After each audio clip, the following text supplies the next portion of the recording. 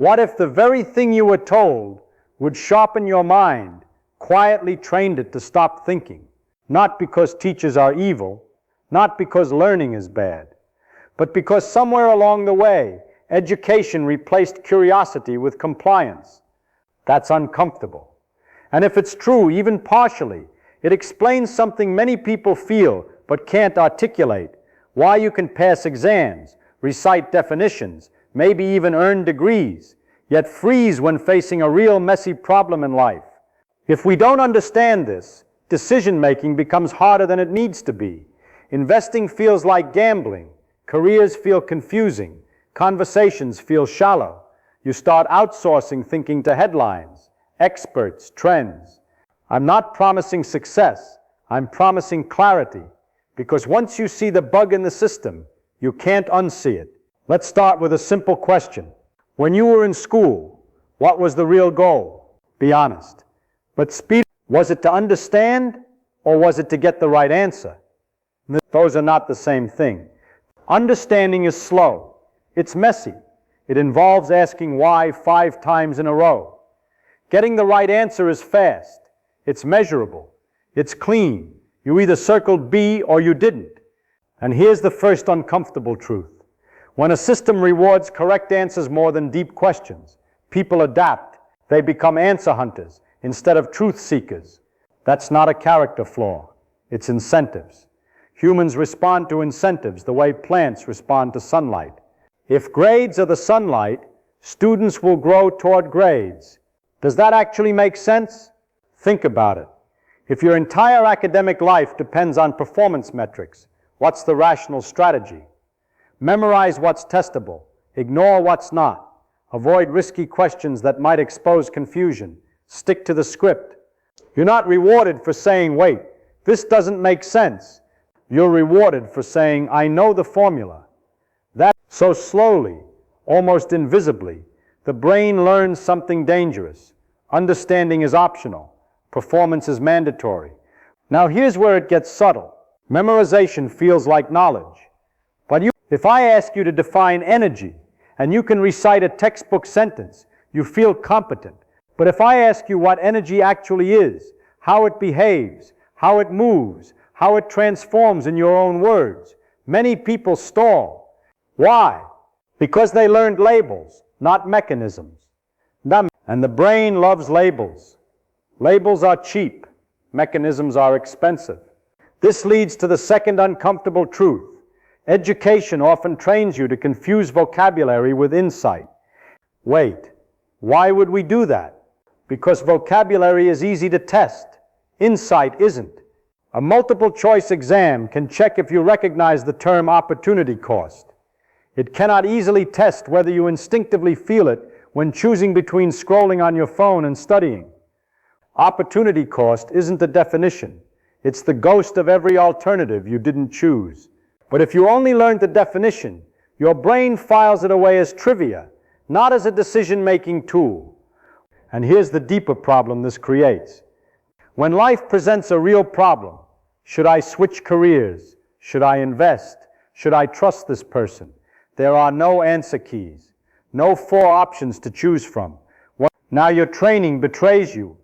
You wait for someone else to tell you the correct answer. Mugen to 1/4 2 stay. It's a tu siv the moonstava 2 stay. About 1/4 no prostaven. But the 2 staven 2 staven to 1. The can confixed 2 staven. Teracted fitio d squared times well. Tatawak morain codes the fadjin thought about the square of times 3004 time. Times 3004 2 stave. Tamati quartines 3004 time. Tam 1/20th about the scour times 4 2 staven. Tamaturuk to dollar what cropay the at falling. Tamaturuk to dollar what cropay the at falling dark off the center. Wait the two tamaturuk to dig is confectiart times 3004 time. Kamatu 20th of acre. Does this feel familiar? This is what I mean by education destroying your brain. Not literally damaging it, but shaping it into something optimized for artificial environments instead of reality. Reality doesn't give partial credit. Reality doesn't announce which chapter it's testing you on. Now, reality mixes physics, psychology, incentives, randomness, and emotion into one messy situation and says, figure it out. So let's strip everything back to first principles. What is thinking, really? That, at its core, thinking is building a model of how something works, then testing that model against reality. That's it. You see a pattern. You guess a mechanism. You check if predictions match outcomes. If they don't, you adjust. That's how children learn naturally. Drop a spoon, it falls. Drop it again, still falls. Eventually gravity. No textbook required. But somewhere in formal education, we invert this process. Instead of observing reality and building models, we're handed finished models and told to memorize them. It's like giving someone a map without ever letting them walk the terrain. They can describe the mountains. They've never climbed one. And here's the third uncomfortable truth. Trying hard in the wrong direction can make you worse at thinking. Yes, worse. If you spend years optimizing for exams, you become extremely good at short-term recall under pressure. That's a skill, but it's narrow. Meanwhile, the deeper muscles, questioning assumptions, tolerating confusion, sitting with uncertainty, atrophy. Wait, why is tolerating confusion important? Right, tolerating confusion important. Right, tolerating första. Geweit no wie ett rolis katverstyrig witterminchat. Because real understanding begins with admitting, I don't get it. And that feels unsafe in a system that punishes ignorance. So you learn to hide confusion, to patch it with jargon, to move on quickly. Over time, your brain develops a reflex. Avoid looking stupid. But the path to clarity runs straight through, looking stupid. Now let's rebuild from scratch. If we wanted to design an education system aligned with reality, what would it reward? Not just correct answers. It would reward clear reasoning. Not just speed. It would reward depth. Not just repetition. It would reward reconstruction, explaining something in your own words without notes. Because if you can't rebuild an idea from basic components, you don't own it. Think of knowledge like a house. Memorization is buying furniture. Understanding is laying the foundation. Furniture looks impressive, but if the ground shifts, only the foundation matters. Does this actually make sense? Let's stress test it with a simple scenario. Imagine two people studying the stock market. One memorizes patterns. When interest rates rise, stocks fall. Tech stocks are volatile. Buy the dip. The other asks, what is a stock? It's partial ownership of a business. What determines a business's value? Future cash flows. What affects those? Competition, costs, demand, incentives of management. One has slogans. The other has mechanisms. Now the world changes. A new technology disrupts industries. Interest rates behave unusually. Headlines scream. Who adapts better? The one with slogans feels lost. The patterns don't match. Panic sets in. The one with mechanisms asks, what changed at the root level? How does this affect cash flows? Incentives, risk, same environment, different mental architecture. And here's where human nature complicates everything. Your brain is not a truth-seeking machine. It's a survival machine. It hates uncertainty. It loves belonging. It prefers being wrong with the crowd over being right alone.